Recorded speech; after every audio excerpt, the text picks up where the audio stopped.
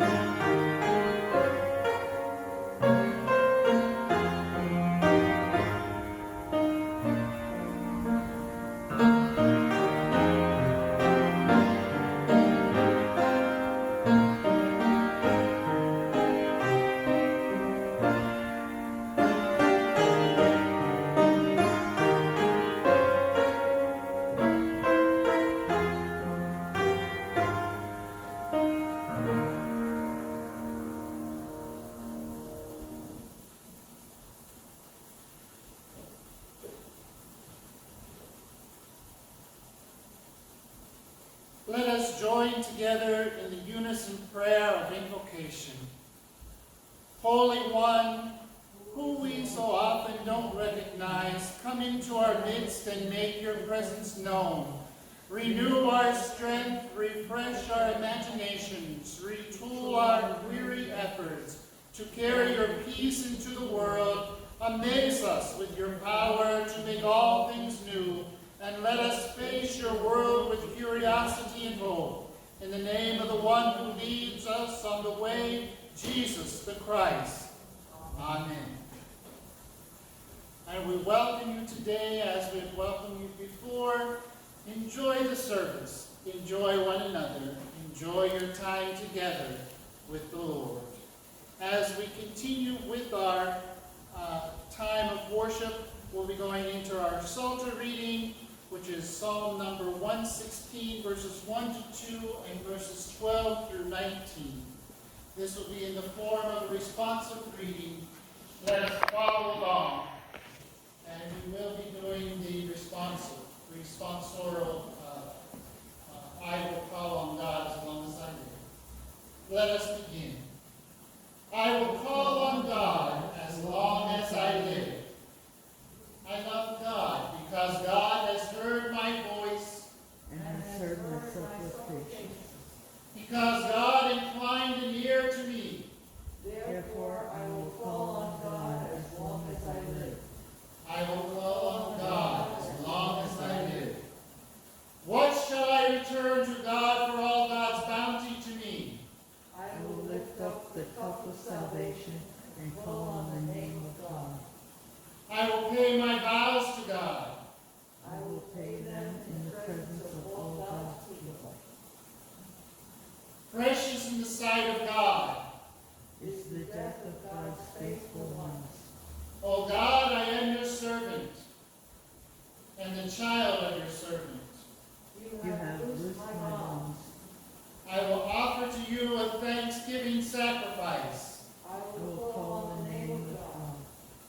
pay my vows to God in the presence of all God's people.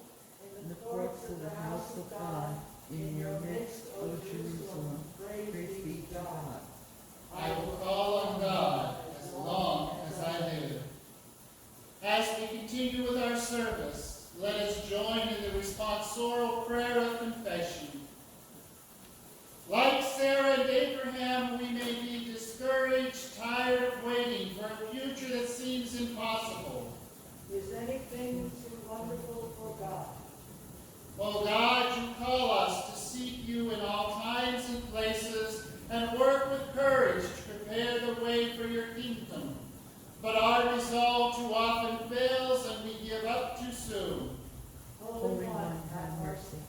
O God, you call us to offer peace to friends and strangers, to prepare the way of your kingdom.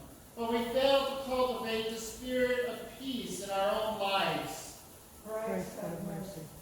O God, you call us to be full of joyful confidence, to prepare the way for your kingdom. But anxious doubt often burdens us and blocks our witness to your goodness. Holy Holy One, One, have have mercy.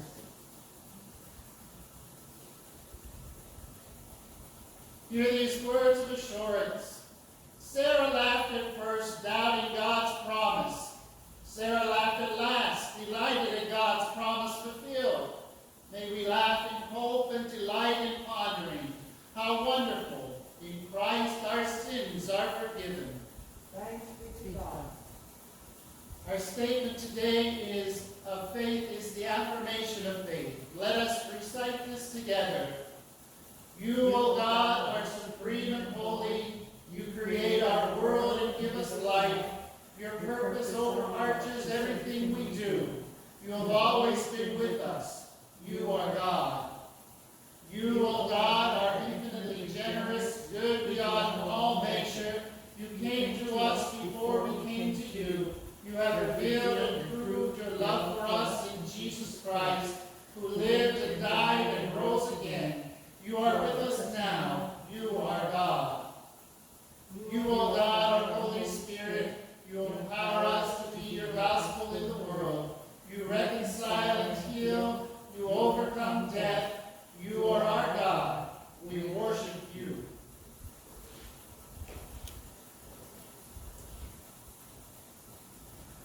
At this time, the norm of the service would be we greet one another, and we would say, may the peace of Christ be with you, and you would reply back, and also with you. And then we go around, shake hands, or hug, or some people even kiss on the cheek. Unfortunately, we're not doing that right now with the kiss on the cheek, but we can respond, even if it can't be a handshake. If you can say namaste as an Eastern custom. You can wave and say hello. But as we do these things, if you're at home with your family, please do give a hug and a greeting, as you don't need to social distance with those you're already with. So may the peace of Christ be with you. And also with you. At this time, we'll go into our first lesson, which will be read by Sandra Wiesman from Genesis chapter 18, verses 1 through 15. The Lord appeared to Abraham by the oak of Mamre, as he sat at the entrance of his tent in the heat of the day. And he looked up and saw 3 men standing near him. When he saw them, he ran from the tent entrance to meet them and bowed down to the ground. And he said, My Lord, if I find favor with you, do not pass by your servant. Let a little water be brought, and wash your feet, and rest yourself under the tree. Let me bring a little bread, that you may refresh yourselves, and after that you may pass on, since you have come to your servant. And so they said, Do as you have said. And Abraham hastened into his tent to Sarah, and said, Make ready quickly 3 measures of choice flour, knead it and make cakes. And Abraham ran to his herd, and took a calf, tender and good, and gave it to the servants who hastily prepared it. And then he took curds and milk, and the calf that he had prepared, and set it before them. and he stood by them under the tree while they ate. And they said to him, "Where is your wife Sarah?" And he said, "There, in the tent." And then one said, "I will surely return to you in due season, and your wife Sarah shall have a son." And Sarah was listening at the tent entrance behind him. Now Abraham and Sarah were old, advanced in age. It had ceased to be with Sarah after the manner of women. And so Sarah laughed to herself, saying, "After I have grown old, and my husband is old, shall I have pleasure?" And the Lord said to Abraham, "Why did Sarah laugh and say, 'Shall I indeed bear a child now that I am old? Is anything too wonderful for the Lord? And at the set time I will return to you in due season, and Sarah shall have a son.' But Sarah denied, saying, 'I did not laugh,' for she was afraid. He said, 'Oh yes, you did laugh.'"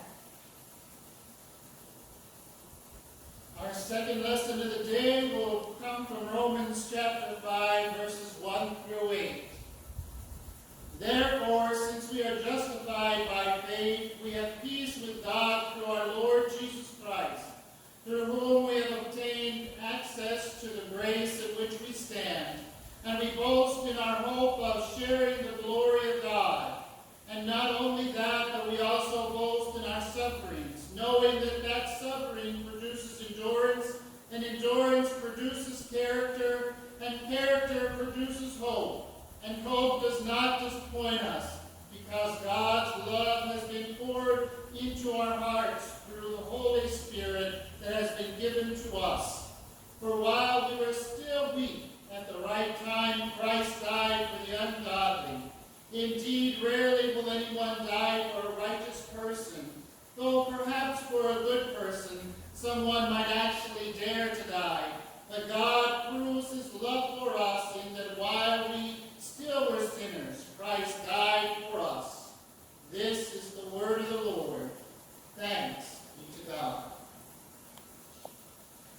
As we continue in our service today, we come to our time of sharing our joys and concerns, and it is a little disconcerting to me at times that we actually can't verbally share as much as we usually do, but please do send your prayer requests and keep us updated.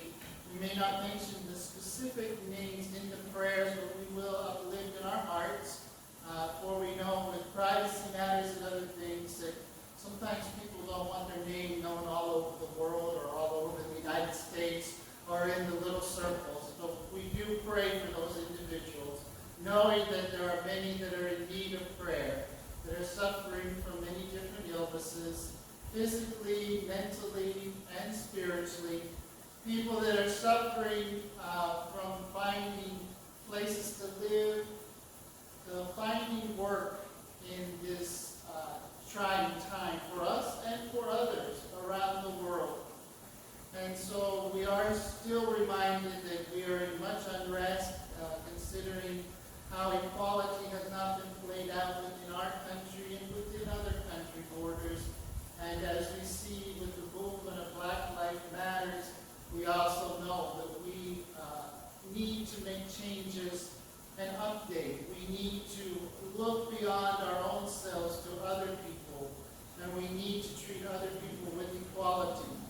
For we know that the protests have not stopped some of the violence that have occurred, and there are new occurrences within the country of mistreatment of those people of differing colors, more than the white European base.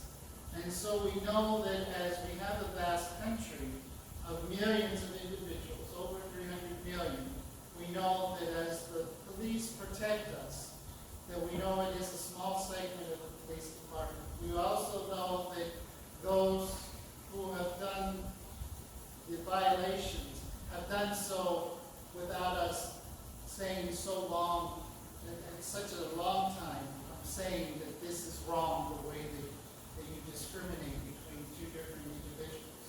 So may we come to a place and may we come to tables of understanding that we reform, that we all come to a place where we treat all people equally.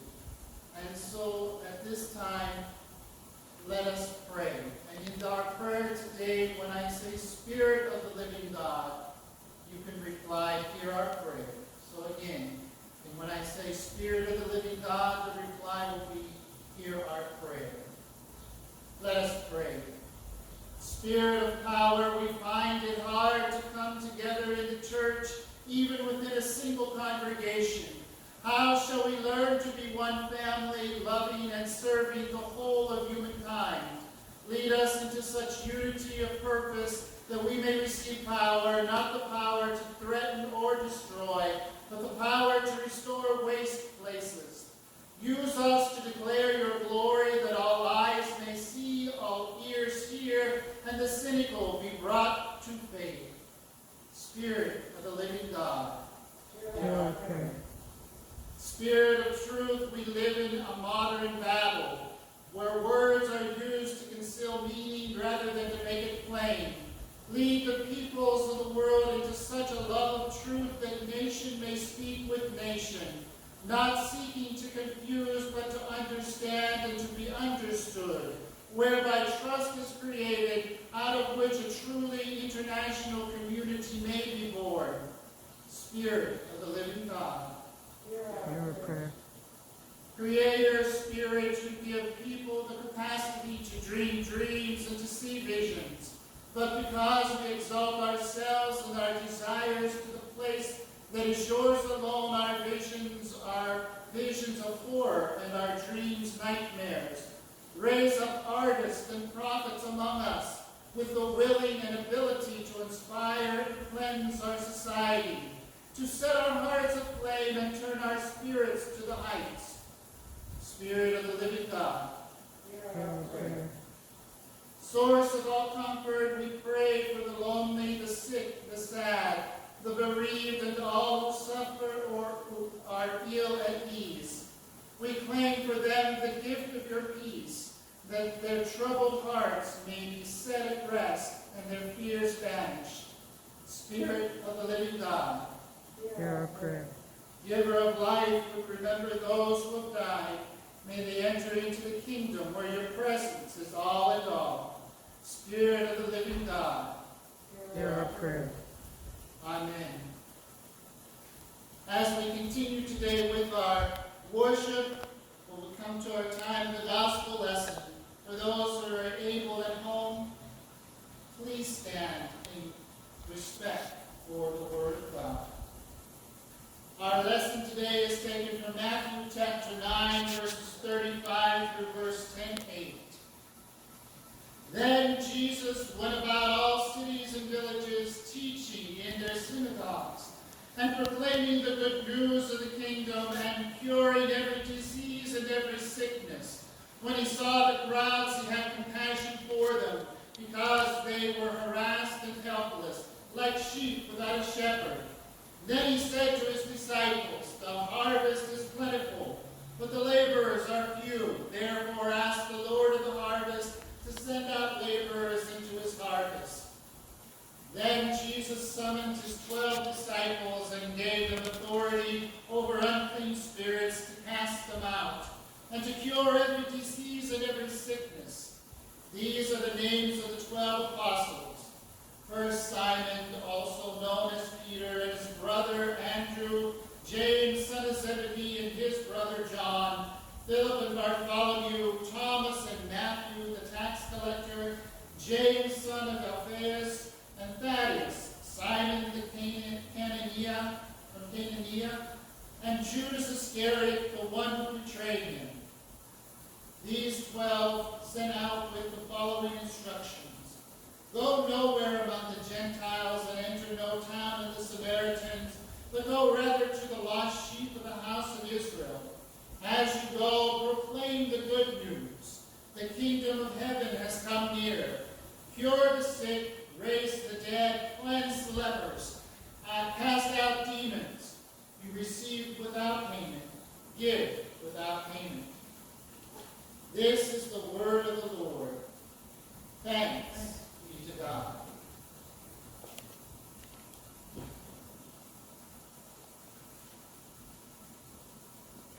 As a young child, I loved to talk with people. My great-grandmother Long allowed me to sit in her parlor and gibber with her when I was preschool age. Most other children were strongly encouraged to go outside, or as my cousin recalls, she got the privilege of emptying the chamber pot from the bedroom. But I got to sit in the front room and chat. I could go and visit by myself since she lived across the narrow street directly across from the yard in the small town in which I grew up. We shared a yard with my grandmother Marsh, her daughter, and the other neighbors' houses were just a stone's throw away, so the trip to great-grandma's for a preschooler was safe in the 1960s. I could be reached instantly by a shout within seconds by an adult. By 1970, I lost both grandma and great-grandma, but I had a whole small town to continue my love of conversation. The love of conversation soon gave rise to the spirit of enterprise. I wanted to earn some money as I grew a little older into the ripe old age of 9. I received a small plastic weaving loom for Christmas one year in which I learned to make potholders. After Grandma Marsh's death, my family inherited her large garbage bag full of a vast variety of loom loops, which I was told came from one of her daughters. I sorted through those loops into colors and then proceeded to make block pattern pairs of potholders. I went door to door selling those potholders for 50 cents a pair. Of course, the customer could purchase just one for 25 cents. I think I sold about 30 pairs in 2 weeks. In that small town, I saturated the market. $15 in 1973 for a 9-year-old was quite the haul, 58% of my yearly income, at least for me, since my financial situation until then consisted of 50 cents per week for allowance. At a very young age, I learned that I could talk with people who may not agree with my mission, but still could connect on different topics. Not everyone bought potholders, but most people liked the hello, the politeness, and the thank you, even if they did not buy. I learned a lot about the small town from that door-to-door adventure and future endeavors like magazine and record sales for school, delivering newspapers, passing out flyers for vacation Bible school, and other activities. From those experiences, I learned that a disagreement on a sole topic did not mean a rejection of me as a whole person. I learned I had many relatives going back generations in that small town. A lot of commonality. Through the years, I see a lot more commonality of needs and people, not only blood-related, but those connected just by sharing in the human race. Yes, we learn to tout our differences in the sense of self-pride, but we share more mutuality. We share common bonds. In the gospel lesson from Matthew today, we learn that Jesus felt that the harvest was plentiful, but the laborers were few. He then gives a commission to the 12 disciples to go and preach the good news to the lost sheep of Israel. He tells them to heal, cure, bring them back to life, these lost sheep, because the kingdom of heaven is near. Jesus tells the disciples essentially, go door to door selling the good news.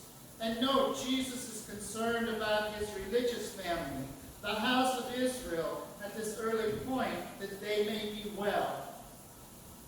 At this time, the disciples are told not to go to the Gentiles, but rather get to their own household and order before trying to help others. You know, don't try to remove the speck of dust from your friend's eye while you still have a log in yours. Jesus expected the disciples to talk with their families and relatives about the good news, not the bad news. Not the message of, well, I hate to tell you this, but you're going to hell. But rather, God has not forgotten you. Look, you're being healed, and the kingdom of heaven is near. All you have to do is open your ears, eyes, and heart to follow God's leading. Later, after the resurrection, Jesus would say to the 11 remaining disciples to go into all the world, spreading good news. At times, I become skeptical of the idea and reflectively contemplate. Is there good news? Of course there's good news. Because Jesus lives, I too can live. But is the kingdom always going to be an arm's length away and only near?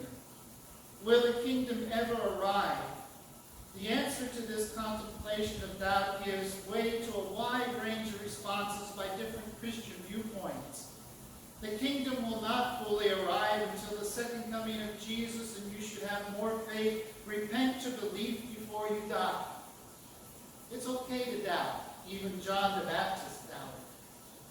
The kingdom of God is in you, and that is according to the scriptures. So you are the good news and part of the kingdom. You got too much time in your hands. You think too much. Take up a hobby and keep busy. Lately, skepticism rises again. Coronavirus, protests, riots, unemployment, economy. What to do? I hear Jesus say, go into all the world, not retreat. The coronavirus, while devastating, gives rise to at least the idea, when this is over, I want to hug my friends and family big time, and once again enjoy their company unencumbered by an invisible enemy. The key is when and not if.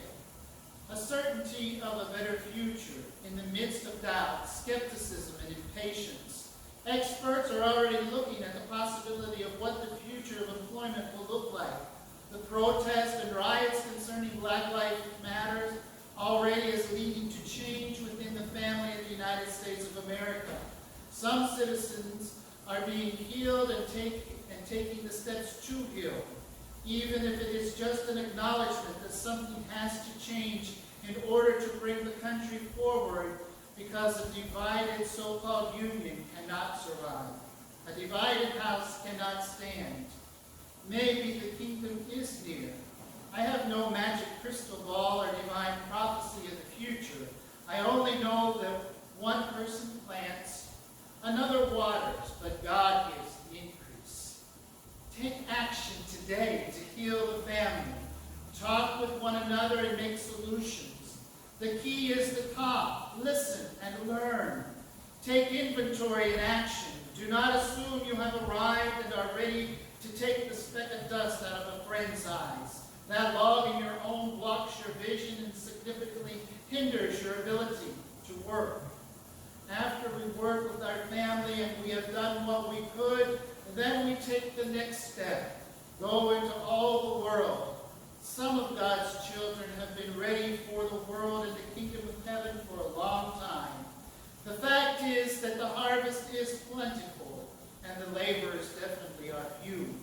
The harvest soon will pass, and the produce will rot on the ground. Then we must look for the next harvest, learning from our experiences of inability to harvest all the crops. Time to take aim at the real problem, lack of laborers. Recycling of the skills and energy of the same few people.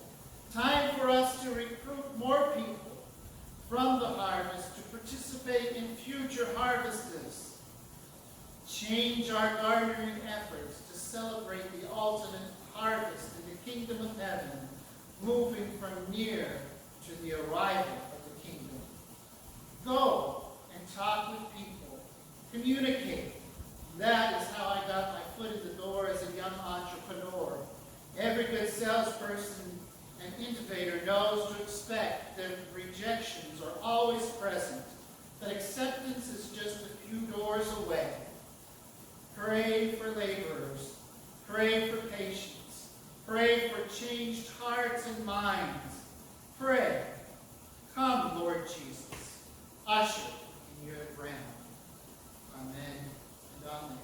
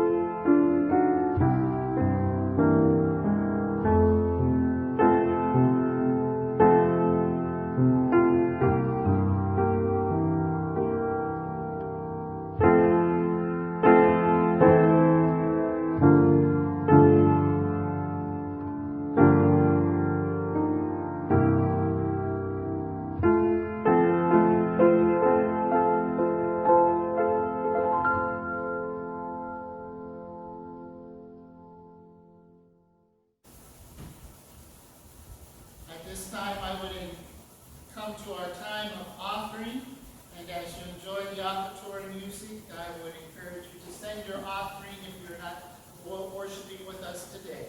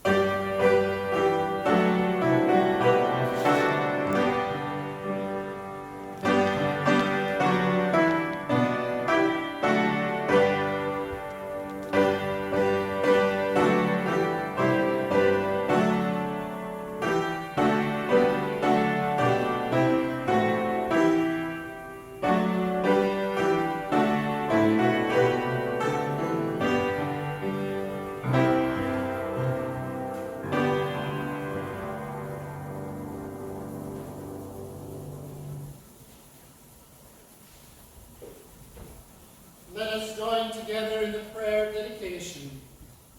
Holy One, accept these gifts and multiply them so that the wonder of your love and justice and peace may be known throughout the world. Amen. As we close out the service today, we'll be meditating upon Amazing Grace, a very familiar hymn to most of us.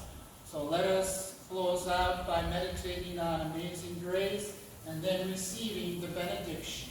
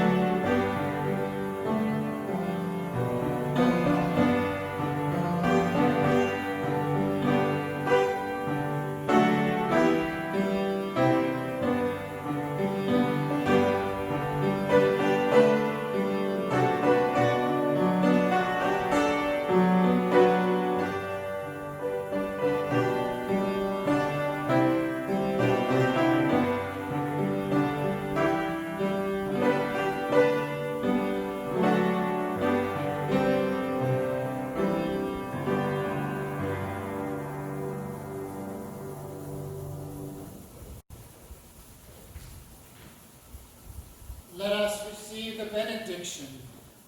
Go forth from this time together With hearts open to the surprising, inexhaustible love of God, greet friends and strangers with the gifts of Christ, mercy and justice and joy. Expect the Spirit to meet us wherever we are, in struggle, in grief, and in peace. Ponder, is anything too wonderful for God? Amen.